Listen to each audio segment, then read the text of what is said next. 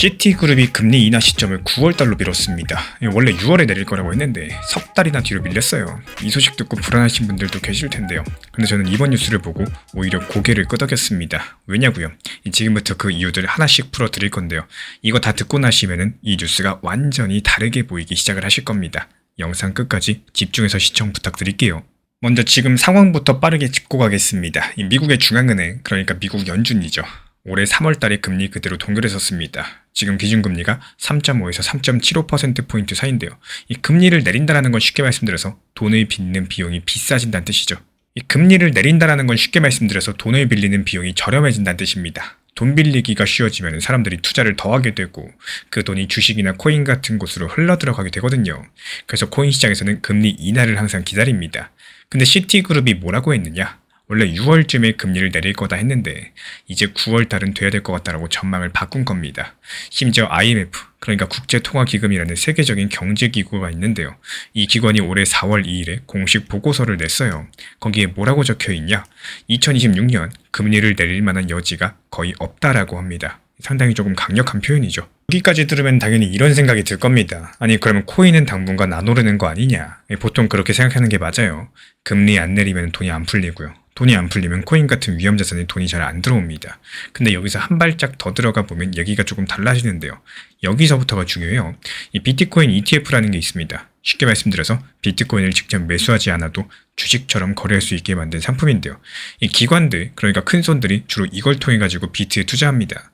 근데 이 ETF에서 최근에 5주일 동안 40억 달러가 빠져나갔고 한국 돈으로 대략 5조 원이 넘는 금액입니다. 엄청난 돈이 빠져나간 거죠. 보통 이런 뉴스가 나오면 큰 손들이 다 빠져나갔으니까 끝났다라고 생각하기 쉽습니다. 근데 이걸 뒤집어서 보면요. 팔 사람들은 이미 다 팔았다는 뜻이기도 합니다. 지금 ETF를 통해서 비트코인 매수한 사람들 평균 매수 가격이 대략 9만 달러 정도로 추정이 되는데 현재 비트코인 가격이 6만 7천에서 6만 8천 달러 사이입니다.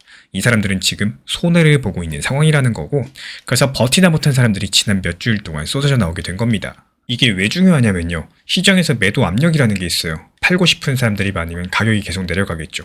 근데 팔 사람들 이미 다 팔고 나가버리면 남아있는 사람들은 대부분 안 팔겠다 버티는 사람들입니다. 이 상태에서 새로운 돈이 조금만 들어와도 가격이 확 올라갈 수가 있기 때문에 그럼 이런 상태에서 새로운 돈이 조금만 들어와도 가격이 확 뛰겠죠. 바닥 근처에서 매도 물량이 말라붙는 구간들, 이게 지금이라는 얘기입니다. 그러면 이어지는 두 번째 이야기로 넘어가 볼까요? 이게 조금 더 큰 그림인데 달러 이야기입니다.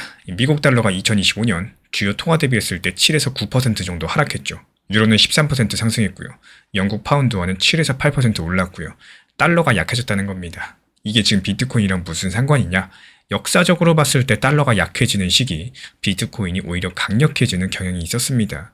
왜냐하면 달러 가치가 떨어지면 사람들이 다른 자산을 찾게 되고 금도 상승하고 비트도 올라가고 달러 말고 전부 다 다른 데 넣어야겠다. 이런 심리가 작동을 하는 겁니다. 지금 이런 흐름들이 이미 시작된 상황이라는 거고 그리고 여기서 한 가지만 더 일부 분석가들 측에서는요. 본격적인 유동성 확대 장세, 그러니까 시장의 돈이 확 풀리는 시기가 2026년 하반기에서 2027년 사이에 올 거다라고 보고 있어요. 지금은 아직까지 그 전 단계라는 거죠. 이유 하나만 드려보자면은 지금은 댐에 물이 차오르고 있는 단계입니다. 아직까지 수문은 안 열렸지만 물은 계속 차고 있다는 뜻이에요. 그리고 세 번째로 비트코인 공급 쪽 얘기를 드려볼게요. 대부분이 잘 모르는 부분인데 비트코인은 총 2100만 개만 만들 수 있게 설계되어 있죠. 그 중에서 아직까지 채굴되지 않은 비트가 132만 개가 남아 있습니다. 전체의 7%도 안 되는 양인데요. 여기에 비밀번호 잃어버려가지고 영원히 꺼낼 수 없는 비트 300에서 400만 개가 추정됩니다. 이걸 전부 다 합쳤을 때 실제로 시장에서 거래될 수 있는 이 비트코인 수량 자체가 생각보다도 훨씬 더 적다는 뜻입니다. 이게 금리 인하랑 무슨 상관이냐고요? 이렇게 한번 생각을 해볼게요. 금리 인하가 늦어지는 동안에도 비트코인 공급은 계속 줄어들고 있죠. 새로 채굴되는 양은 이미 정해져 있죠. 분실되는 양은 계속 늘어날 겁니다. 그리고 그 상태에서 어느 순간 금리가 내려갈 거고요.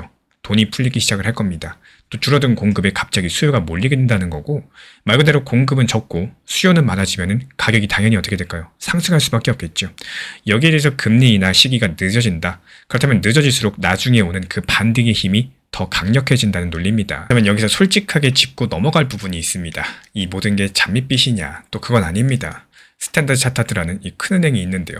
여기서는 비트코인이 5만 달러까지 떨어질 수 있다. 관련 경고를 내놨어요. ETF에서 돈이 계속 빠지고 또 금리 인하가 예상보다 늦어지면은 이런 시나리오가 가능하다라는 건데 지금 이란 전쟁 때문에 유가가 올라가고 있죠. 기름값 올라가면은 물가가 다시 갈 수 있는 거고, 또 물가가 오르면은 연준이 금리를 더 안 내리려고 할 겁니다. 이 파월의 연준 의장도 3월달 기자회견에서 유가 상승이 인플레 전망에 영향을 줬다, 이렇게 직접 인정을 했었고, 올해 물가 전망을 2.4에서 2.7%로 올렸고요. 이런 변수들이 있다 보니까 지금 당장 올해 안에 금리를 확 내린다, 이렇게 확신하기는 어렵겠습니다. 그래서 앞으로 가장 가능성 높은 시나리오 하나만 딱 정리드리자면은, 지금 공개된 자료들 한번 종합해보면요, 올해 상반기 이 금리 동결 상태가 유지될 가능성이 높겠습니다. 9월달 FOMC에서 25bp, 그러니까 0.25% 정도 인하가 한 차례 나오게 되면서 연말쯤에 한 차례 더 나오는 게 현재로서 가장 많은 전문가들이 보는 그림이고요. 그렇다면 비트코인은 어떻게 되느냐? 상반기 동안은 지금처럼 65,000에서 75,000달러 사이에서 오락가락할 가능성이 높습니다. 크게 오르지도 또 크게 떨어지지도 않는 구간들. 근데 금리 인하가 실제로 시작되는 시점, 9월달 전후로 ETF 자금이 다시 들어오기 시작을 하면은 거기서부터 흐름이 바뀔 수가 있습니다. 그리고 일부 기관에서는 연말 비트 가격을 12만 달러에서 17만 달러 사이로 보고 있는데요. 금리 인하가 늦어진 건 맞습니다. ETF 매도 압력은 상당 부분 소진됐고요. 달러는 이미 약세로 돌아섰고요. 비트코인 공급은 역사상 가장 타이트한 상황입니다. 이 세 가지가 지금 맞물려 있는 상황이기 때문에 결국에 지금 문제는 금리가 내려올 거냐 아니냐, 이게 아니에요. 내려오는 건 시간 문제입니다. 근데 문제는 그때 내가 어디에 서 있느냐, 바로 이거겠죠. 그럼 다음 영상에선 이런 질문들을 한번 다뤄볼게요. 이 금리 인하가 본격적으로 시작이 됐을 때 비트코인보다 더 먼저 반응하는 코인은 과연 무엇이 있을까요? 지금 내가 단기로 진입을 했는데 흐름 좋아 보인다고 해가지고 그냥 그걸 끝까지 들고 가는 것보다는 또 중간에 쉼표 구간을 넣고 가는 게 좋습니다. 쉽게 말씀드려가지고 내가 처음에 계획한 목표 타점까지도 도달을 했는데 내가 가진 느낌이 더 올라갈 것 같다, 이렇게 해서 그냥 보유만 하고 있는 게 아니라요, 처음 목표 타점이었었던 목표가에서 수익 실현, 즉 내 것으로 우선 만든 다음에 이 시장 흐름들을 냉정하게 보고 진입을 할지 말지를 고민하셔야 돼요. 이 뜻은 정말 쉽게 느껴보기 좋은 방법 중에는 그냥 한번 수익 실현을 해보시는 겁니다. 여기서 내가 보유하고 있어가지고 더 갈 것 같다, 이런 감정하고 실제로 매도 수익 실현까지 완료하고 나서 재진입을 할지 말지 보는 감정 자체가 이게 정말 차원이 다를 정도로 다르기 때문입니다. 실제로 이번에 어땠었죠? 미국 이란 전쟁 때문에 오브스라는 코인 진입 이후에 목표가 도달했죠. 그리고 나서 흐름이 좋았어도 바로 진입하는 게 아니라 이 시장 흐름을 냉정하게 내 보유 코인이 아닌 상황에서 지켜보고 난 후에 여기서 괜찮다라고 판단되면은 다시 진입하는 방향으로 안내드렸습니다. 그리고 실제로 지지 라인에서 하락했을 때 안내를 드렸어요. 이 대부분의 단기 알트코인들이 하시는 분들의 아쉬운 매매 방법 중에 하나가요, 더 상승할까봐 팔지를 못하는 분들이 많기 때문입니다. 항상 내가 매수를 할 때는 내가 정한 목표 타점은 지켜나가면서 수익 실현과 익절에 대해서 습관이 되어 있으셔야 되는 겁니다. 지금부터 이틀 뒤 도쿄 발표를 앞두고 이미 눈치 빠른 리플 고래들 하방 지지선에서 XRP 물량 쓸어담고 있죠. 오늘 영상에서는 이 팀즈 서밋 이슈가 왜 당장 내 계좌의 수익으로 직결될 수 있는지, 그리고 정확히 어디서 진입하시고 언제 나오셔야 되는지, 이런 전략에 대해서 짚어드려 보도록 하겠습니다. 이번 영상 끝까지 집중해서 보시면은 분명히 도움이 되실 거라고 믿습니다. 먼저 한 가지 짚고 넘어가 볼게요. 왜 하필 도쿄일까요? 리플이 컨퍼런스를 여는 장소가 어딘지는 사실 별거 아닌 것처럼 보일 수 있어요. 근데 이번에 조금 다릅니다. 이 도쿄라는 도시가 가지는 의미가 존재하고 있다 보니까 일본에는 지금 SBI VC 트레이드라는 대형 금융사가 있죠. 이 회사가 리플의 스테이블 코인 RLUSD를 실제로 유통하기 시작을 했어요. 쉽게 말씀드리자면 리플이 만든 디지털 달러를 일본 금융 시스템 안에서 돌리기 시작했다는 얘기입니다. 그리고 여기서 끝이 아니에요. 이 한국의 DSRV라는 블록체인 인프라 기업도 리플과 손을 잡았는데 이게 뭘 뜻하냐? 리플이 그냥 기술을 자랑하려고 컨퍼런스를 여는 게 아니라는 거예요. 실제로 아시아 금융 인프라 안에 자기 기술을 심고 있다는 뜻인 거고, 기술 발표회가 아니라 금융 파트너십의 확장의 현장입니다. 이 차이를 아냐 모르냐의 판단은 완전히 달라질 수밖에 없는데요. 근데 이번 서밋에서 가장 주목하셔야 될 키워드, 바로 RWA입니다. 리얼 월드 에셋, 우리말로 하면은 실물 자산 토큰화라고 부르죠. 어렵게 들릴 수 있는데 아주 간단합니다. 부동산 채권 같은 실물 자산을 디지털 토큰으로 바꿔가지고 이 블록체인 위에서 거래할 수 있게 만드는 건데요. 예를 들어 볼까요? 서울에 100억짜리 빌딩이 한 채 있다고 쳐볼게요. 이걸 통째로 사려면 100억이 있어야 되죠. 세금도 내야 되죠. 근데 이 빌딩을 디지털 토큰 100만 개로 쪼갠다고 보겠습니다. 한 개당 1만 원에 누구나 살 수 있게 되는 거고, 이게 바로 RWA의 핵심입니다. 그리고 이 토큰이 거래가 될 때 사용되는 블록체인이 바로 리플 레저가 될 수 있다는 겁니다. 이게 왜 중요하냐? 이 부동산 채권 주식 같은 실물자산 시장은 규모가 수백조 달러입니다. 엄청나게 큰 천문학적인 시장이에요. 이 거대한 돈들이 리플 레저 위에서 움직이면 어떨까요? XRP에 대한 수요가 구조적으로 폭발할 수밖에 없을 거고, 지금 코인 시장에서 XRP가 가지는 가치랑은 이 차원이 다른 이야기가 된다라는 겁니다. 단순하게 호지 하나 터지고 가격 잠깐 오르는 이런 정도가 아니라 그냥 아예 판이 바뀌어버리는, 이 돈이 들어올 수밖에 없는 구조가 만들어진다라는 거예요. 그럼 여기서 궁금한 게 하나 있죠. 아니, 이 정도면 큰 이슈이고 엄청난 빅 호재인데 왜 시장은 아직까지 조용한 걸까요? 사실 조용하지 않습니다. 겉으로 가격표만 조용해 보이는 거고, 최근 차트를 보면 상당히 재밌습니다. XRP 가격이 하락할 때마다 특정 지지선에서 매수 물량이 강하게 들어오고 있다는 사실인데요. 쉽게 말씀드려서 누군가 가격이 하락할 때마다 대량으로 매수하고 있다는 뜻이고, 이 개인분들께서 소송에 지쳐가지고 물량 던지실 때 이른바 스마트머니라고 불리는 큰손들 반대로 물량을 모으고 있었다는 사실, 이건 흔히 말하는 세력 매집의 전형적인 패턴과도 닮아 있습니다. 지금 공개된 자료만 보면요, 하방 경직성이 뚜렷하게 나타나주고 있고 48시간 뒤에 있을 이벤트를 앞두고 포지션을 잡아놓은 것으로 해석이 가능한데요. 물론 이 부분이 해석이 갈릴 수 있겠지만요, 이 차트상 하방 지지가 점점 더 단단해지고 있다는 사실 자체는 부정하기 어렵겠습니다. 그리고 여기까지 들으시면 한 가지 생각이 드실 거예요. 아니, 그래서 어떻게 해야 되냐는 겁니다. 이제부터 가장 중요한 부분인데 집중해서 보셔야 됩니다. 지금 가장 중요한 게 타점인데요. 크게 두 가지 관점으로 나눠서 볼게요. 먼저 단기 스윙 관점에서 보자면은, 이런 대형 이벤트가 있을 때 시장에서 자주 보여주는 패턴이 있죠. 소문에 사서 뉴스에 팔아라. 이 기대감으로 가격이 상승하다가 실제 발표가 나왔을 때 순간 차익 실현 물량 쏟아지면서 가격이 눌리는 현상인데요. 만약에 서밋 당일 이런 눌림이 나온다. 그러면 그 눌림목이 단기 매수이자 진입 타점이 될 수 있겠습니다.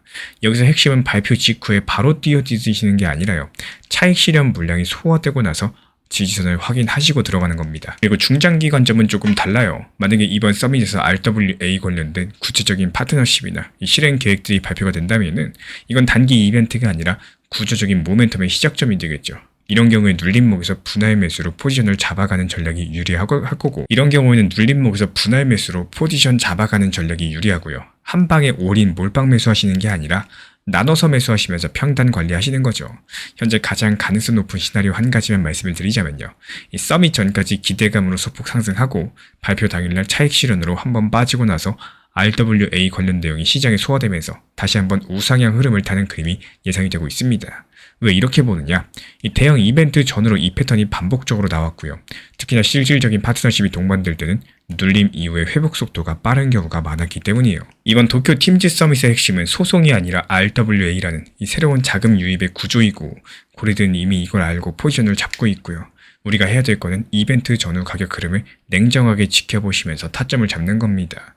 그렇다면 서밋 발표 이후에 실제로 RWA 자금이 리플 렛저로 들어오기 시작을 한다면 과연 가격은 어디까지 갈 수 있을까요? 이 부분 다음 영상에서 다뤄보도록 하겠습니다. 이 알트코인 단기 종목이 안 좋게 느껴지는 이유들, 냉정하게 정말 간단한데요. 항상 내가 매수했을 때 신기하게도 내가 사면 떨어지죠. 그리고 팔면 올라가죠. 이런 경우가 반복이 되어 왔었기 때문입니다. 이 단기 단타로 접근한다는 거, 이거 말 그대로 너무 높은 타점보다는 오히려 효율적인 타점을 활용할 줄 알아야 되고, 눈치 보기 매매를 하시면 안 됩니다.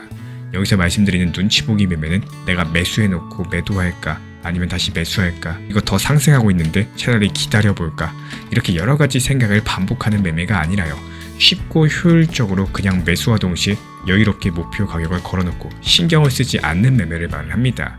이 단기 단타라고 해가지고 일상, 일, 내 생활에 지장이 있을 정도로 들여다보고 또 신경을 많이 쓰는 거는 매매가 아니라 그건 악효과만 만들어내는 이 불필요한 매매 습관이라는 거예요. 그래서 말씀을 드리는 내용은 자꾸 쳐다보고 들여다보고 업비트 계속 들어가는 이렇게 신경 쓰는 매매 방식이 아니라요, 그냥 여유롭게 이 목표 가격에 대해서 걸어놓고 신경 안 쓰고 편하게 대응하는 방향으로서 안내를 도움드리고 있는 이유, 이게 자주 본다고 수익 나오는 게 아닙니다.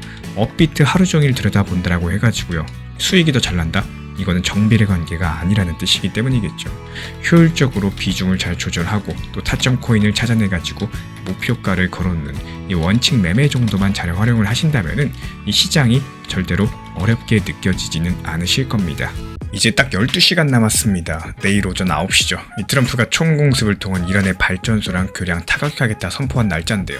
근데 이 소식 나오자마자 비트코인이 상승을 했어요. 확전 위기인 상황에서 왜 오를까요? 그리고 더 중요한 거는 이 흐름이 XRP한테는 어떤 의미인 건지 이번 영상 끝까지 보시면 이 대부분의 분들께서 놓치고 있는 연결고리 하나가 보이기 시작을 하실 겁니다. 이 새벽에 트럼프 측에서 소셜미디어에 글을 하나 올렸습니다. 내용은 간단한데요. 이란이 호르무즈 해협을 막고 있으니까 열지 않으면 발전소 타격하겠다. 그리고 여기에 대한 시한은 4월 7일 오전 9시 한국 시간 기준입니다. 사실 트럼프 측에서 이란을 위협한 게 이번이 처음은 아닌데요. 지난달 21일에도 이 비슷한 최후 통첩을 보냈었는데 그때는 시한을 한번 연장한 바가 있습니다. 그래서 이번에도 실제로 군사행동에 나설지는 아직까지 아무도 모르고 확인된 건 여기까지입니다. 근데 재밌는 거는 그 다음에 벌어진 일들입니다. 이 발언이 나온 직후에 비트코인이 움직였고 약 67,000달러 선에서 68,500달러 선까지 1시간 만에 2%가량 상승을 했는데 보통 전쟁 위기가 터지면 위험자산은 빠진다고 생각을 합니다. 주식도 빠지고 코인도 빠지고 근데 반대로 상승했다. 이유가 뭘까요? 이걸 이해하려면 한 가지를 알고 계셔야 됩니다. 이 호르무즈 해협에서 전 세계 원유의 20%가 이 길을 통해서 운반되죠. 여기가 막히면 유가가 폭등하고 물가가 상승하고 달러 가치가 흔들릴 수 있습니다. 그러니까 트럼프가 이 해협 얘기를 꺼내는 순간 지금 시장은 달러가 불안해질 수 있다. 이런 신호로 읽은 거고 달러가 불안해지면 사람들은 뭘 할까요? 달러 말고 다른 곳에 돈을 넣으려고 할 겁니다. 예전에는 그게 금이었던 거고 지금은 비트코인이 그 자리를 일부 차지하고 있습니다. 그래서 지정학적인 긴장이 높아질 때마다 비트코인이 상승하는 경우가 점점 더 많아지고 있는 이유고 이번에도 똑같은 패턴이 나온 것 뿐입니다. 여기까지가 비트코인 얘기입니다. 그럼 XRP는 어떨까요? 이제부터가 진짜 중요한 부분인데 한 가지 질문을 드려볼게요. 미국이 특정 국가를 제재할 때 가장 먼저 하는 게 뭔지 아십니까? 군사행동이 아닙니다. 돈줄을 먼저 끊어요. 구체적으로 스위프트라는 시스템에서 그 나라를 차단해버립니다. 스위프트 같은 경우는 전 세계 은행들이 서로 돈을 보낼 때 쓰는 네트워크죠. 쉽게 말씀드리자면 국가 간의 송금의 고속도로 같은 거고 여기서 빠지면 그 나라는 국제거래를 거의 못하게 됩니다. 이란은 이미 스위프트에서 차단당한 나라이기 때문에 러시아도 2022년 차단당했었고 그럼 이 나라들이 가만히 있을까요? 당연히 아니겠죠. 다른 방법을 찾을 거고 스위프트를 거치지 않고 돈을 보낼 수 있는 방법을 찾을 겁니다. 그리고 이런 나라가 이란, 러시아만 있는 게 아니겠죠. 이 미국의 제재를 걱정하는 나라들, 혹시 나도 스위프트에서 잘릴 수 있지 않을까? 여기에 대해서 불안해하는 나라들이 몇 개 있다라는 겁니다. 그럼 여기서 한 발짝만 더 생각해 볼게요. 스위프트를 대체할 수 있는 기술이 존재한다면 그건 뭘까요? 이 비트코인은 가치 저장 수단으로는 주목받고 있겠지만요. 결제 수단으로는 좀 불편합니다. 일단 한 건 한 건 보내는데 시간이 오래 걸리고요. 또 수수료도 비쌉니다. 실제로 국가 간의 송금을 쓰기에는 현실적으로 어려운 부분들이 존재한다는 사실. 근데 리플 레저는 조금 달라요. 송금 한 건이 3초에서 5초면 끝나기 때문에 수수료는 1원도 안 되는 수준입니다. 그리고 이건 이론이 아니라 이미 돌아가고 있는 시스템이죠. 잘 알고 계실 겁니다. 리플이 운영하는 결제 서비스, 예전에 ODL이라고 지금 불렀었는데 지금은 리플 페이먼트로 이름이 바뀌었습니다. 이게 실제로 작동하고 있는 구간들이 있습니다. 일본에서 필리핀으로 그리고 아랍에미리트에서 인도로 여러 곳에서 이미 XRP를 이용한 실시간 결제가 이루어지고 있는 상황이에요. 여기서 한 가지만 더 짚어볼까요? 지금 트럼프 행정부의 움직임을 보면 두 가지가 동시에 일어납니다. 한 개는 이란 같은 나라를 더 강하게 고립시키는 거고 그러면 스위프트 제재 바깥에서 대안을 찾는 수요가 더 커지겠죠. 또 다른 한 가지는 암호화폐에 대해서 상당히 우호적인 정책을 펼치고 있다는 겁니다. 이 두 가지를 같이 놓고 보시면은 해석이 갈릴 수 있겠지만 이런 그림들이 그려져요. 달러의 영향력은 유지하되 국제결제 인프라 자체는 블록체인 기반으로 전환될 수 있다는 사실입니다. 그리고 이런 그림 안에서 가장 유리한 위치에 있는 프로젝트가 뭘까를 생각을 해보시면은 규제에 협조적이고요. 이미 금융기관들과 파트너십을 맺고 있고요. 크로스보더 결제에 특화된 프로젝트 리플 XRP입니다. 이건 제 추측 정도가 아니라 지금 공개된 파트너십과 가동 중인 서비스만 보고 말씀을 드리는 거예요. 이 모든 걸 종합했을 때 가격은 어떻게 될까요? 단정적으로 말씀드리기 어렵겠지만 가장 가능성 높은 시나리오. 지금 암호화폐 시장은 비트코인이 먼저 움직이고 있죠. 그리고 시간차를 두고 알트들이 따라가는 흐름이 반복되고 있습니다. 이번 사이클에 상당히 일관되게 나타나고 있는 패턴인데 비트코인이 이번에 지정학적인 이슈를 타고 7만 달러 돌파하게 된다. 여기서부터가 분기점입니다. 시장 전체에 자금이 유입되면서 알트 쪽으로 돈이 움직일 가능성이 높을 거고 이런 경우에 XRP는 현재 가격 기준으로 3,000원 선 구간까지 다시 리테스트를 거칠 수 있다. 이렇게 보는 시각이 있거든요. 다만 이거는 비트코인이 7만 달러 돌파한다는 전제가 깔려 있는 거고 트럼프가 실제로 군사행동에 나서면은 이 시장이 단기적으로 급락할 가능성도 당연히 있겠습니다. 그러니까 이 시나리오가 어떤 방향으로 가든지 간에 지금은 뉴스 하나하나의 시장이 크게 반응할 수 있는 구간이라는 사실. 그래서 제가 오늘 영상에서 진짜 말씀드리고 싶었던 건 가격 숫자가 아닙니다. 이 지정학적인 긴장도가 높아질수록 기존 금융 시스템의 대안에 대한 수요가 커질 거고 그 대안의 가장 앞줄에 XRP가 서 있다는 구조적인 흐름입니다. 정리하면 이렇습니다. 트럼프의 이란 압박이 달러 결제 체계에 대한 불신을 키울 거고요. 그 불씨는 블록체인 기반 결제 인프라의 필요성을 높일 거고요. 그 인프라의 가장 현실적인 후보가 리플 레저라는 사실입니다. 오늘 내일 가격 흐름이 아니라 앞으로 이 시장의 방향성을 결정할 수 있는 큰 흐름이라는 것들을 기억해 주시길 바랍니다. 지금 시장이 가고자 하는 방향성에 대해서 나 스스로가 반대로 갈 필요는 없다라고 생각을 해요. 정말 신기하게도 최근 시장 같은 경우는 리플 움직임이 나오지 않을 때마다 알트, 단기 코인들 여기서 움직임이 잘 나오는 시장을 보여주고 있는데요. 그렇다면 내가 리플만 좋아한다고 해서 계속 리플에만 신경을 써버리면 결국에 리플 움직임이 안 나오고 알트 시장에서 모든 걸 놓쳐야 되는 이런 상황들이 생길 수밖에 없습니다. 이 투자 시장을 중요하게 바라보실 때 내 매수 평균 단가 기준이 되는 게 아니라 내가 리플 평단이 4,000원이라고 해서 이 가격까지 올 때까지 기다림을 가지는 사람이고요. 또 누군가는 현실적으로 봤을 때 약간의 비중을 낮추더라도 시장 흐름에 맞는 이 단기 알트 타점들을 활용해서 빠르게 수익 실현을 목표로 잡고 또 여기서 나온 수익으로서 높았던 리플 평단을 2,500원, 3,000원까지 내리는 사람들이 있습니다. 결국에 그 다음 시장에서 나오는 반등 구간에서요. 누군가는 웃게 될 거고 또 누군가는 아쉬움을 느끼게 되는 시장의 흐름입니다.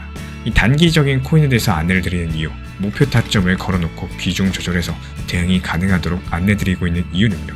결국에 시장의 흐름을 활용을 하고 내 고집으로 시장을 대응하는 것이 아니라 시장이 가는 방향성을 잘 활용을 하시면서 내 것으로 챙겨놓는 이런 대응을 하셔야 되기 때문입니다. 내가 매수했던 리플 평단이 높은 거는 어쩔 수 없겠지만요. 평단을 낮추지 못하고 또 스스로도 낮추지 않는 거는 결국에 내 선택인 겁니다. 이 시장을 대응하시는 게 정말 중요하다. 다시 한번 말씀을 드리고 싶어요. 지금 말씀드리는 시간 반드시 기억해 주세요. 우리나라 시간 기준으로 4월 8일 수요일 아침 9시 내일이죠.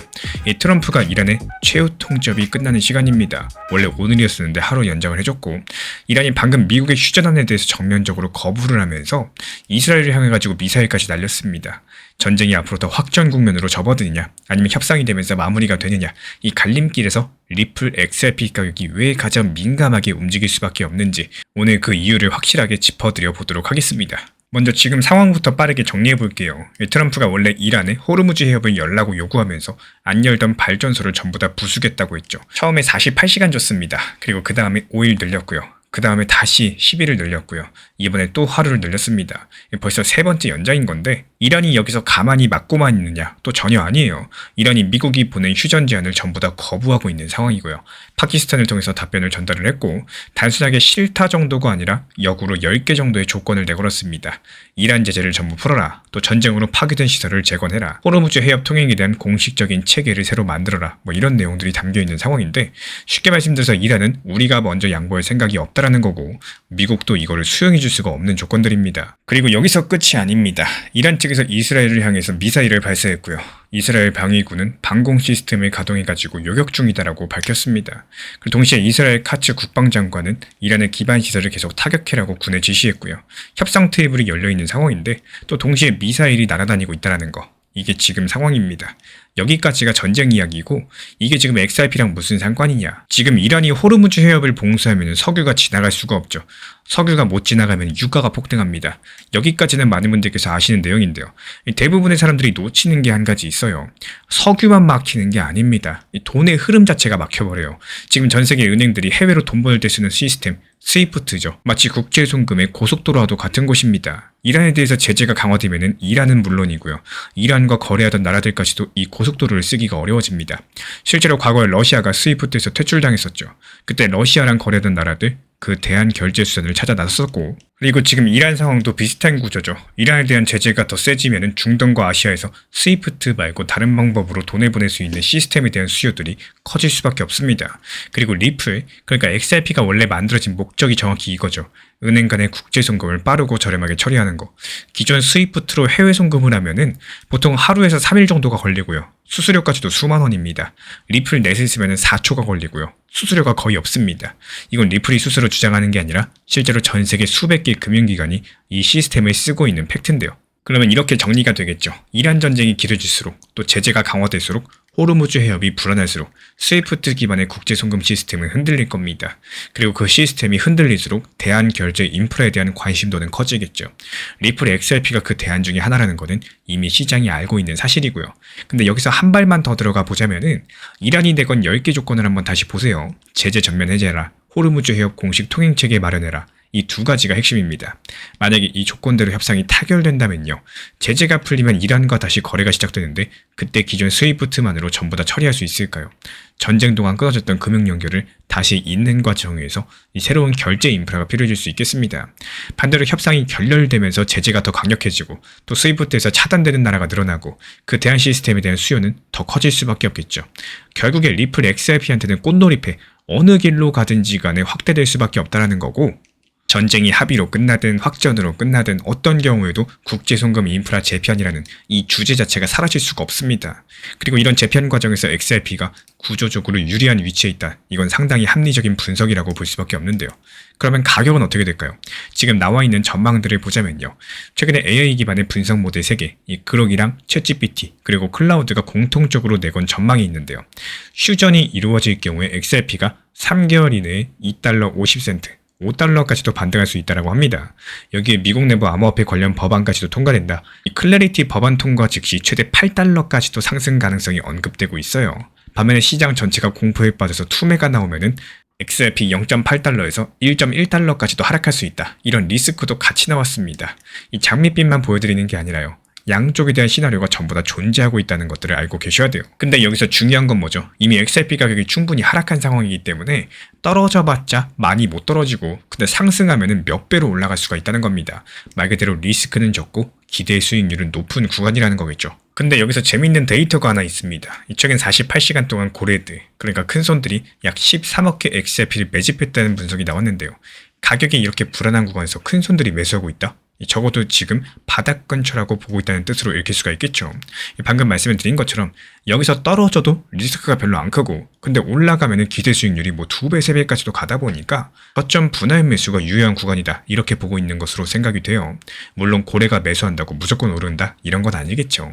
하지만 개인분들께서 공포에 팔고 있을 때 이 큰손들은 반대로 매수하는 경우가 많다는 거 역사적인 패턴상 시장에서 계속 반복적으로 나타나고 있는 현상입니다.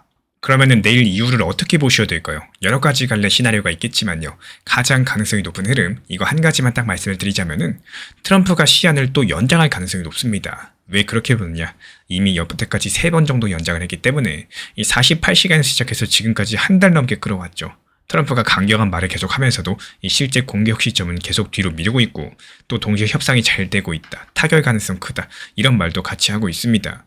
실제로 악시오스 인터뷰에서 보면은 깊이가 있는 협상을 진행 중이다. 이렇게도 했고 폭스 뉴스에서는 내일까지 타결될 거다. 이렇게도 보도를 했습니다. 이런 패턴을 보면 트럼프는요. 최대한 압박을 하면서도 실제 전면 공격보다는 협상 카드를 끝까지 쥐고 있으려는 것처럼 보여요. 물론 이건 확정은 아닙니다. 내일 아침에 정말로 공격이 시작될 수도 있어요.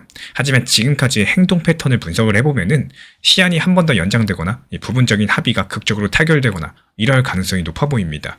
만약에 그렇게 된다면 시장에는 안도감이 퍼지겠죠. 안도감이 퍼지면 위험자산, 그러니까 주식이나 코인 쪽으로 돈이 다시 움직일 수밖에 없겠습니다. 여기서 XRP는 어떤가요? 전쟁 국면으로 많이 눌려 있었기 때문에 반등폭이 크게 나올 수 있습니다. 내일 아침 9시 이란의 최후 통첩 시한이고요. 이란은 휴전을 거부한 상황이고요. 이 상황이 어떻게 끝나든지 간에 국제송금 인프라 재편이라는 이 큰 흐름 안에서 XRP는 구조적으로 유리한 위치에 있다는 사실. 그렇다면 내일 9시 이후에 상황이 어떻게 변화할 수 있는지 이 긴급 분석 바로 올려드릴 예정이고 근데 여기서 한 가지 이 트럼프가 4번째로 시한을 연장을 하면요. 그때 시장은 또 어떻게 반응할 수 있을까요? 이 부분 다음 영상에서 다루어 드려 보도록 하겠습니다. 지금 시장 흐름 자체가 어떻죠? 메이저 알트코인들 그리고 시가총액이 높은 종목들 여기선 지금 돈이 몰리지 못하고 있습니다. 근데 비교적 소규모의 알트코인을 얻었습니까? 오늘만 보더라도 80% 가까이 급등하는 종목도 있었죠. 왜 이렇게 다른 알트코인들은 상승을 잘 하는데 리플 XRP는 왜 이렇게 답답하고 지루할까? 이 메이저 코인들 안 오를까에 대해서만 불만과 탓을 하는 것보다는요. 가장 현실적으로 봤을 때 이 도움이 되는 방법이 뭘까요? 바로 이런 시장의 흐름들을 활용할 줄 아는 태도가 중요하겠습니다. 내가 리플 XRP를 지금 비중을 많이 보유하고 있기 때문에 너무 리플에 대해서만 집착을 하고 리플만 보고 있는 건 아닌지 오히려 내가 보유하고 있는 리플을 위해서 어떤 대응을 하는 게 맞는지 이런 것도 생각을 해보셔야 되는 거고 알트 시장 같은 경우는 자주 찾아오는 시장이 아니고요. 알트 시장에서만큼은 빠르게 회복하기 좋은 시장은 없습니다. 그렇다고 리플 비중을 정리하셔라 이렇게 말씀드리는 건 아니에요. 적당한 일부 비중 혹은 상황에 맞게 알트를 공략하셔가지고 여기서 나온 수익에 대해서 리플 평단을 낮추거나 리플을 추가 매수한다거나 이렇게 시장 흐름에 맞는 전략을 세워야지 살아남으실 수가 있습니다. 그래서 리플에 대한 중요 타점뿐만 아니라요, 알트에 대해서도 중요하게 안내를 드리고 있는 이유들도 결국에 지금 알트 단기 시장이기 때문에 이 시장을 적극적으로 활용하기 위함이겠죠. 내가 리플을 좋아한다고 해서 리플만 보는 게 아닙니다. 이 코인 시장 전체를 보는 이런 시야를 키우신다면 지금 시장 나쁘다고만 생각이 들지 않으실 겁니다. 결국에 우리가 리플을 하는 게 뭘까요? 리플 XRP 크게 상승하는 거 보려고 하는 거 아니죠. 수익 보려고 하는 겁니다. 그래서 이 수익에다가 이 비중을 맞추시기를 우리 구독자분들이라면 현명하게 판단하시리라 믿습니다. JP모건 CEO 제이미 다이먼이 주주사원을 통해 가지고 이란 전쟁발 인플레 경고를 날렸습니다. 원유 가격이 폭등할 수가 있고 또 인플레가 고착화되면서 금리가 시장 예상보다 더 높아질 수가 있다, 이런 내용들인데요. 이에 따라 가지고 시장은 당연히 흔들렸고, 근데 저는 이 뉴스를 보고 바로 XRP의 온체인 데이터를 확인을 해봤는데 그랬더니 가격이 보여주는 그림하고 완전히 또 다른 이야기가 나와버렸습니다. 이번 영상에서 데이터를 하나씩 보여드릴 예정인데요. 끝까지 보시면 지금 XRP가 왜 이 자리에 있는지, 그리고 앞으로 뭘 주목하셔야 되는지 판단하시는데 분명히 도움이 되실 거라고 봅니다. 먼저 JP모건 이야기부터 짚고 가겠습니다. 이 JP모건 체이스 CEO 제이미 다이먼 같은 경우는 전 세계에서 가장 큰 은행의 수장이에요. 그러니까 이 사람이 경고를 한다는 거는 그냥 누군가의 의견 정도가 아니라요, 금융시장 전체가 귀를 기울일 수밖에 없는 발언이 되는 겁니다. 이런 사람이 이번 연례 주주사원에서 뭐라고 했느냐? 이란 전쟁이 원유하고 원자재 가격에 큰 충격을 줄 수가 있고 그게 인플레이션을 더 끈끈하게 만들면서 결국에 금리가 사람들이 생각하는 것보다 더 높은 수준으로 상승할 수 있다고 경고를 남겼습니다. 그리고 여기에 더해서 러시아 우크라이나 전쟁, 그리고 중동 지역의 미국 이란 전쟁까지도 겹쳐가지고 지정학적인 리스크가 정말 막대하다라는 거죠. 그러면 이게 코인 시장이랑 무슨 상관이냐 생각하실 수 있어요. 간단하게 말씀을 드리자면은 금리가 높아진다는 건 은행에 돈을 넣어두면 이자를 많이 준다는 뜻이죠. 그러면 사람들 입장에서는 굳이 위험한 자산, 그러니까 코인 같은 데에 돈을 넣을 이유가 줄어드는 겁니다. 시장의 돈들이 안전한 곳으로 빠져나가는데, 그래서 금리가 올라가면 코인 시장 전체가 눌리는 이런 구조가 만들어지게 되는 거고요. 지금 리플의 XRP도 이 압력 안에 있습니다. 실제로 XRP 가격을 보시면은 작년 7월 이 3달러 65센트까지 갔던 게 지금 1달러 30센트대입니다. 고점 대비했을 때 64% 빠졌고요. 6개월 연속 하락인데다가 주요 이동평균선 전부 다 아래에 있습니다. 숫자만 보면 정말로 힘든 상황이라는 거죠. 그런데 여기서부터가 진짜입니다. 저는 가격만 보면 안 된다라고 생각을 하거든요. 가격은 시장 심리의 결과물인 거지 실제 프로젝트가 어떻게 돌아가고 있는지를 전부 다 보여주진 않습니다. 그래서 온체인 데이터를 봤는데 이 가격이 보여주는 것과 정반대의 이야기가 나오고 있어요. 먼저 첫 번째로 숫자. 이 4월 4일 하루에 리플레저에서 처리된 트랜지션 449만 건입니다. 이게 리플레저 역사상 하루 최고 기록을 경신한 건데요. 지금 리플레저 만들어진 지 얼마나 된지 아십니까? 무려 13년이 넘었어요. 그 13년 동안에 하루 동안 이렇게 많은 거래가 일어난 적이 없었다는 겁니다. 가격은 바닥인 상황에서 실제 사용량은 역대 최고치를 경신했다. 이 괴리감이 느껴지시나요? 그리고 두 번째 숫자, 이 활성 주소가 20만 개를 넘겼고요. 전체 지갑 숫자는 770만 개를 돌파를 했습니다. 1분기에만 지갑 숫자가 3.39% 증가했고요. 818만 개를 기록을 했는데 이것도 역대 최고치입니다. 말 그대로 새로운 사람들이 계속해서 들어오고 있다는 뜻이에요. 이 가격이 6개월 동안 내려가고 있는데 사람들이 XRP 지갑을 새로 만들고 있다. 뭔가 조금 수상하지 않으신가요? 단기적인 투기꾼이 절대 아닙니다. 뭔가를 기대하고 준비하고 있는 사람들이 늘어나고 있다는 얘기입니다. 그것도 소리소문 없이요. 그리고 세 번째 숫자, 이건 조금 소름 돋는 부분인데 XRP의 거래소 공급량이 2025년 2월 이후에 16%나 줄어들었습니다. 거래소 공급량이 줄었다는 게 뭔 뜻이냐? 큰 손들이요, 리플 XRP를 거래소에서 꺼내가지고 자기 개인 지갑으로 옮기고 있다는 겁니다. 거래소에 토큰을 놔두는 이유가 뭘까요? 팔려고 놔두는 거겠죠. 근데 반대로 거래소에서 이거를 빼간다는 건 뭘까요? 지금 당장 매도할 생각이 없다는 반증입니다. 그리고 더 큰 상승을 기다리고 있다는 뜻으로도 해석해 볼 수 있고 장기 보유라는 뜻도 해석해 볼 수가 있겠죠. 지금 현재 공개된 온체인 데이터를 보시면은 지금 고래들은 팔고 있는 게 아니라 오히려 XRP 물량들을 천천히 차근차근 저점에서 모아 나가고 있다는 사실을 알고 계셔야 돼요. 그리고 여기에 더해서 한 가지가 더 있습니다. 이 대부분의 홀더분들이 잘 모르시는 내용인데 리플레저 위에서 실물자산 토큰화, 영어로 RWA라고 하죠. 이 규모가 올해 들어가지고 폭발적으로 커졌습니다. 연초에 1억 1,100만 달러 수준이었던 게 지금 11억 4천만 달러를 넘겼고요. 10배 넘게 성장을 했다는 겁니다. 아르헨티나의 YPF라는 에너지 기업이 리플레저 위에서 8억 달러 규모 에너지 자산을 토큰화했고요. 프랑스 소시에테 제네랄이 유로 스테이블 코인을 리플레저에 올렸습니다. 마스터카드도 리플을 크립토 파트너 프로그램에 포함시켰고요. RLUSD로 신용카드 결제를 정산하는 이 파일럿 프로그램을 준비 중에 있습니다.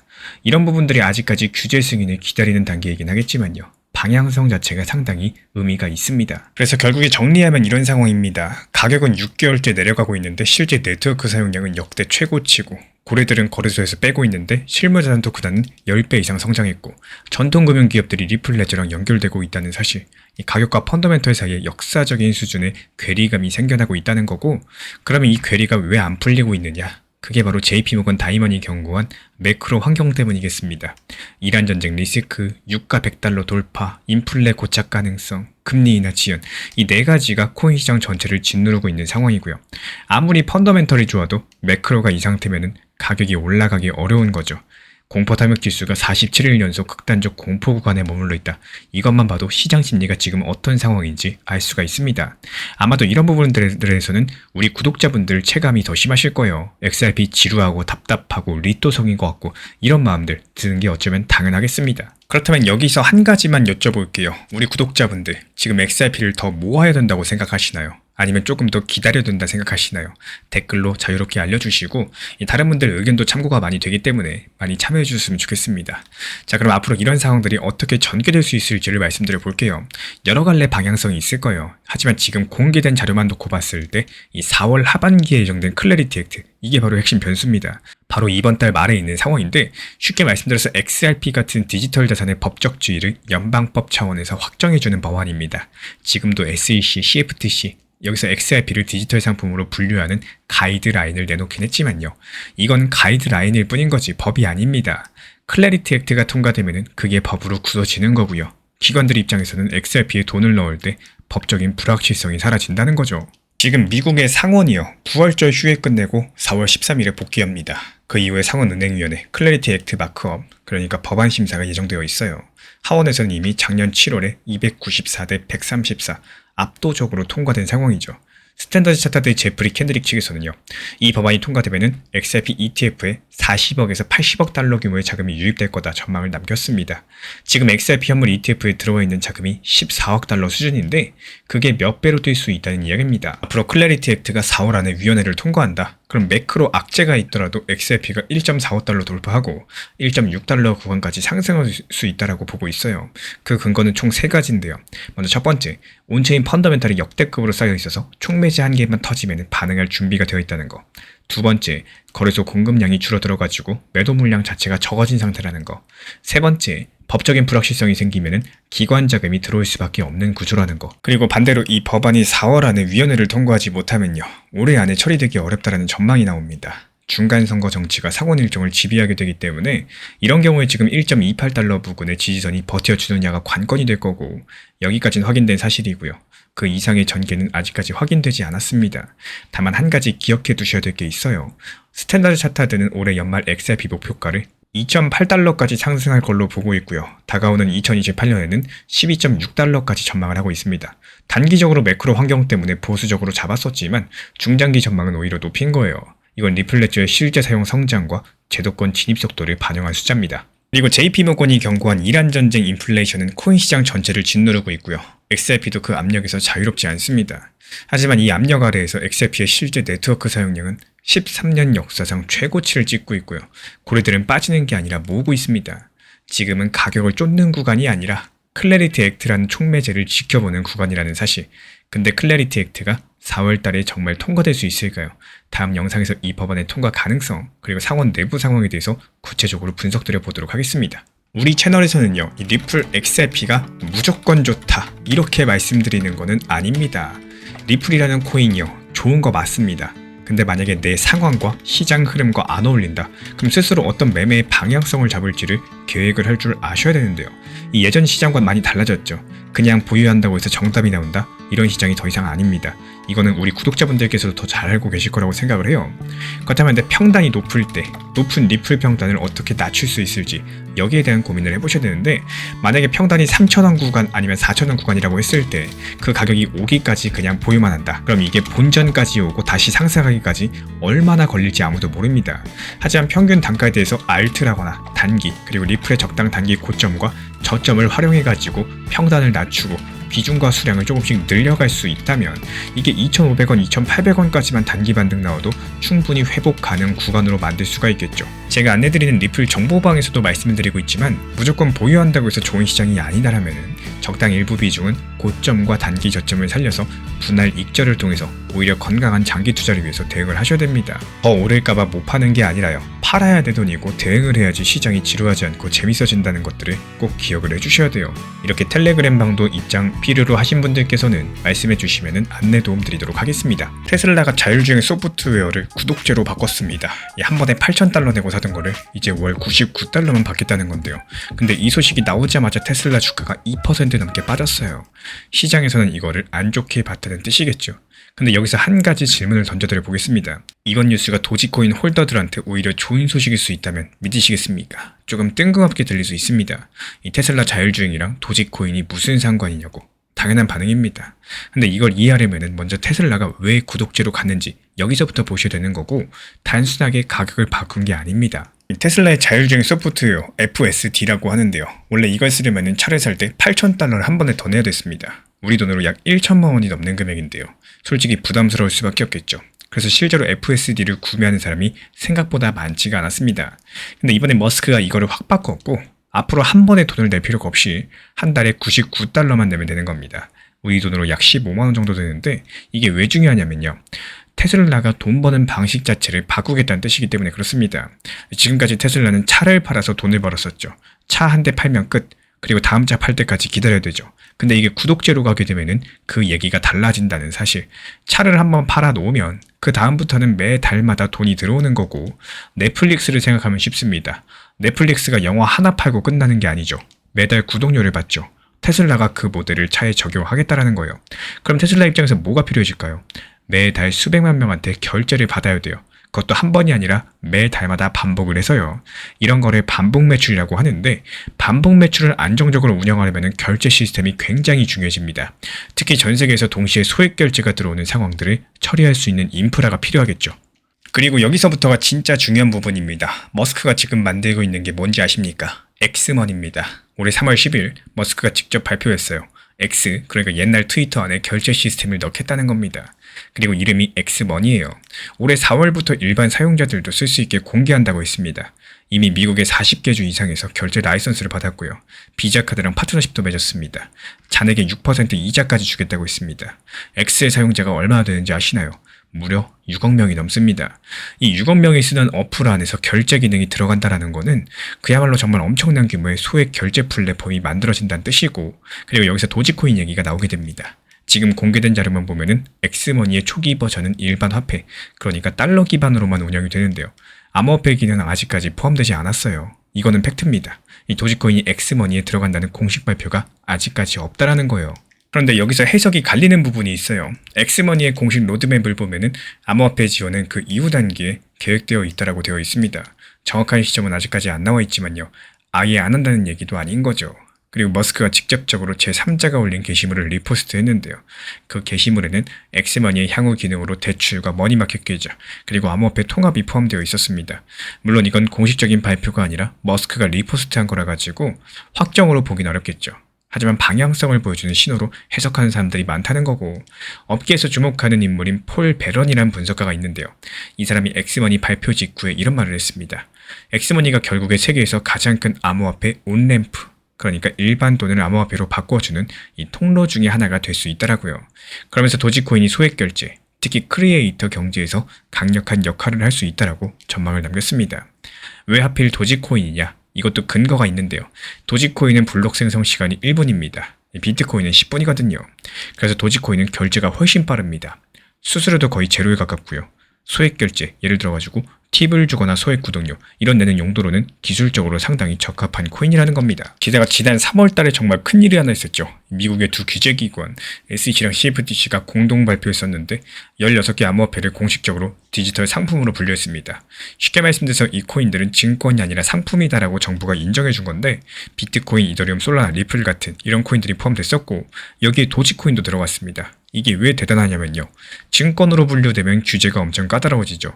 거래소에 상장 폐지될 수도 있는 거고 기관들이 손대기 어려워질 겁니다. 근데 상품으로 분류가 되면은 그런 위험이 사라지는 거예요. 이 도지코인이 비트코인, 이더리움이랑 같은 법적 지위를 갖게 됐다라는 건데 밈코인으로 시작해가지고 이제 법적으로 비트코인이랑 같은 카테고리에 들어갔다라는 엄청난 호재라고 볼 수밖에 없습니다. 또 이런 분류 덕분에 실제로 움직임이 나왔었죠. 21 쉐어즈라는 회사가 만든 도지코인 ETF가 나스닥에 상장됐고 티커가 TDOG입니다. 기관들이 도지코인에 직접 투자하지 않아도 ETF를 통해서 간접 투자할 수 있게 된 겁니다. 그레이스케일이랑 비트와이즈도 도지코인 현물 ETF 신청을 해놓은 상태고요. 이제 다시 처음으로 돌아가서 퍼즐을 맞춰볼까요? 테슬라가 구독제로 전환했다. 이건 머스크가 반복 매출 모델, 즉 매달 돈이 들어오는 구조를 만들겠다는 뜻입니다. 이런 구독 경제를 대규모로 운영을 하려면은 소액 결제 인프라가 핵심이 될 겁니다. 그리고 머스크는 지금 엑스머니라는 결제 플랫폼을 6억 명 사용자 기반 위에 올리고 있고 엑스머니의 로드맵에는 암호화폐 통합이 기억되어 있고요. 도지코인은 소액 결제에 기술적으로 가장 적합한 코인 중에 하나입니다. 여기에다가 3월 달에 도지코인이 미국 정부로부터 공식 디지털 상품 인정까지 받았고요. 나스닥에 ETF까지도 상장됐어요. 이게 하나로 연결된다. 그럼 어떤 그림이 그려질 수 있을까요? 머스크가 만드는 생태계 안에서 도지코인이 실제로 결제의 수단으로 쓰이는 시나리오가 그려진다는 겁니다. 여기서 테슬라 구독제는 그 생태계의 출발점이 될 수가 있는 거고요. 근데 여기서 한 가지 짚고 넘어가셔야 되는 거는 이 시나리오가 현실이 되려면 전제 조건이 필요합니다. 엑스머니가 실제로 암호화폐를 도입해야 되고 그 암호화폐 중에 도지코인이 포함되어야 됩니다. 지금은 둘 다 확정이 아니겠죠. 공식 로드맵에 암호화폐 통합이 언급되어 있긴 하겠지만 정확한 시기도 안 나왔고요. 도지코인을 직접 지목한 적도 없습니다. 이 가능성이 높은 시나리오지 확정된 사실이 아니라는 걸 반드시 구분하셔야 되고 그러면 현재 도지코인 가격은 어떤 상황이냐? 지금 130원 부근에서 움직이고 있어요. 2025년 1월 이 고점 대비했을 때 76% 정도 빠진 상태입니다. 기술적으로는 약세 구간에 있고요. 단기적으로는 130원, 140원 사이에서 지지선이 형성되어 있어요. 앞으로 150원을 돌파하느냐가 이 단기 방향성을 결정할 핵심 포인트라는 사실을 기억해 주시기 바랍니다. 근데 가격이 이렇게 낮은 상태에서 방금 말씀드린 재료들이 하나둘씩 현실화된다면요. SEC 상품 분류는 이미 됐고 나스닥 ETF도 상장됐고 엑스머니도 4월달에 출시돼요. 그럼 남은 마지막 퍼즐이 바로 엑스머니의 암호화폐 통합입니다. 이게 확인이 되는 순간에 지금 0.09달러, 130원에 있는 도지코인 가격 구조가 완전히 달라지게 될 거고요. 가장 가능성이 높은 시나리오 하나만 말씀을 드리자면은 엑스머니가 올해 안에 암호화폐 기능을 추가하고 또 도지코인이 그 첫 번째 또는 초기 암호화폐 중에 하나로 포함되는 겁니다. 먼저 머스크가 도지코인을 본인이 가장 좋아하는 암호화폐라고 여러 차례 공개적으로 말해왔었죠. 그리고 테슬라는 이미 2022년 이 도지코인 결제를 받은 적이 있었고 도지코인의 빠른 처리 속도랑 낮은 수수료가 소액 결제 플랫폼에 기술적으로 잘 맞습니다. 그리고 도지코인이 이제 법적으로도 디지털 상품으로 인정받다 보니까 규제 리스크가 대폭 줄어들었고요. 물론 이게 실현이 안 될 수 있습니다. 엑스머니가 암호화폐를 아예 넣지 않을 수도 있는 거고요. 넣더라도 도지코인이 아닌 다른 코인을 선택할 수도 있겠죠. 다만 테슬라 FSD 구독제 전환은 단순 가격 정책 변경이 아니라 머스크가 구독 경제 생태계를 본격적으로 구축하고 있다. 이런 시그널이라는 거고 이 생태계의 결제 인프라가 엑스머니이고요. 도지코인은 그 안에 들어갈 가장 유력한 암호화폐 후보입니다. 법적인 지위까지도 갖춰진 지금 이 시점 남아있는 건 공식적인 발표 하나입니다. 그래서 다음 영상에서는요. 엑스머니의 암호화폐 통합이 실제로 어떻게 진행되고 있는지 최신 업데이트들, 내용들 추적해가지고 빠르게 전달 도움드리도록 하겠습니다. 이 시장 상황 자체가 안 좋다라고 관점에서만 시장을 보는 것보다는요. 결국에 투자 시장이라는 건 순환을 하기 때문에 지금 이 시장에서 누군가는 새로운 대응 방향에 대해서 찾는 사람들 이런 분들이 있다는 관점으로만 보셔야 해결책이 생길 수가 있습니다. 만약에 지금 시장이 안 좋으니까 그냥 어쩔 수 없다, 방치해야지 이런 생각들 결국에 투자 시장에 있어서 모든 걸 그냥 멈춰버리는 수익을 못 내는 것과도 같은 생각입니다. 지금 시장이 가장 답답하게 느껴지는 이유가 뭘까요? 결국에 리플이나 도지코인, 비트코인 이런 메이저급 규모의 코인들이 움직임이 안 나오고 있기 때문이겠죠. 그렇다면 코인 시장 자체가 멈춘 걸까요? 아니면 도지코인이 멈춘 걸까요? 잘 파악을 해보셔야 됩니다. 신기하게도 도지코인은 움직임이 안 나오고 있지만요. 나머지 알트 단기 종목들 지금 막 40%, 80%씩 급등 중에 있습니다. 업비트만 보셔도 바로 아실 거예요. 이 도지코인에 대한 대응을 하고 평단 낮추기 위해서 어떤 전략을 세울지에 대해서 생각을 해보셔야 됩니다. 제가 안내드리고 있는 단기방에서도 이 비중 조절하고 단기 코인에 대해서 안내드리는 이유 단기에서 익절했으면 그걸 통해서 도지코인의 바닥 구간에서 평단을 낮추고 장기적으로 모아나가기 위함입니다.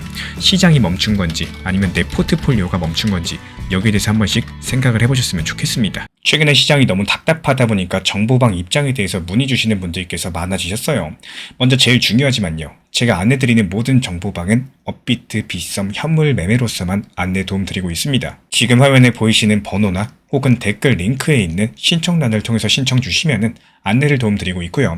이 세 가지 방 중에 필요로 하신 방을 체크해서 신청 주시면은 필요로 하신 방에 맞춰가지고 입장 안내 드리고 있습니다. 먼저 리플 전용방 같은 경우에 리플에 대한 중요 이슈, 그리고 리플에 대한 단기 저점과 단기 고점, 중장기적으로 보는 중요 타점 같은 핵심 내용에 대해서 안내드리고 있기 때문에 영상 시청해주시는 우리 구독자분들께서 리플이라는 코인이 장기적으로 좋다라는 건 알고는 있지만 현재 같은 시장에서는 많은 답답함을 느끼시는 분들께서 정말로 많이 계실 거라고 생각을 합니다. 이 적당한 일부 비중은 단기 고점과 저점을 살려서 효율적인 대응을 만들어 가시고 또 오히려 중장기적으로 더 잘 가져가기 위한 효율적인 매매하시는 것들을 추천드려요. 그리고 두 번째로 종합 브리핑방입니다. 장기적으로 보기에 좋은 코인들과 현재 시장 흐름에 대한 중요 시장 이슈들, 브리핑 내용이나 리플에 대한 방향성, 락업 해제 일정과 여기에 따른 움직임들에 대해서 안내드리는 종합적인 방이다. 이렇게 생각해 주시면 되겠습니다. 그리고 마지막으로 단기 종합방 같은 경우는 말 그대로 단기 종목들에 대한 타점을 안내드리고 있는 방입니다. 이 단기 종목은 말 그대로 단기 종목답게 접근을 하셔야 되는데 욕심으로 인해서 타점을 너무 높게 잡아가지고 수익 실현을 못하거나 아니면 눈치 보기 매매를 하다가 이렇게 수익 실현의 기회를 놓치셨던 기억이 있으신 분들 지금 시장에서 정말 많은 상황인데요. 항상 비중 조절이 중요하고요. 매수와 동시에 목표 타점을 걸어 놓으면서 현실적으로 봤을 때 내 것으로 만들어서 마침표까지 잘 찍는 게 단기 매매의 핵심이다 생각을 해요. 단 여기서 중요한 거, 아무리 내가 좋아하고 시기가 좋고 스스로 괜찮다고 판단하셔도 몰빵 매매는 정말 위험하기 때문에 매번 말씀드리는 비중 조절 원칙 매매로 접근하시는 게 가장 중요합니다. 끝으로 항상 말씀드리고 있지만요. 저는 업비트, 빗썸, 현물 매매에 대해서만 안내를 도움드리고 있기 때문에 절대로 해외골에서 선물 매매에 대한 고위험 리스크 매매에 대해서는 언급조차 드리지 않고 있습니다. 무조건적으로 업비트, 빗썸 이렇게 현물 매매로 필요하신 분들께서만 입장 신청 주시면은 안내 도움 드리도록 하겠습니다. 이 빠르게 가는 것보다 중요한 건요. 꾸준하고 길게 가는 게 더 중요한 투자 시장이다. 이렇게 생각을 해요. 건강한 비중 조절 원칙 매매 활용하시기를 늘 응원드리겠습니다. 이 리플 XRP의 매수 매도 타점은 순간의 판단이 전부예요. 그래서 우리 신사 채널에서는 시장의 숨결 하나하나까지 놓치지 않고자 모든 흐름들 실시간으로 모니터링 중에 있습니다. 이 단기 반등 구간이 열리는 순간 그 찰나의 기회 타점을 우리 구독자분들께 바로바로 전달드리기 위해서인데요. 우리 신사 채널을 이미 구독해주신 분들 중에서 실시간 커뮤니티방 참여를 원하신다면 지금 보이시는 번호로 문자 남겨주시면 되겠습니다. 이 혼자서 불안하게 바라보는 시장이 아니라요. 함께 흐름을 읽고 움직이는 경험들을 선사해 드리도록 하겠습니다.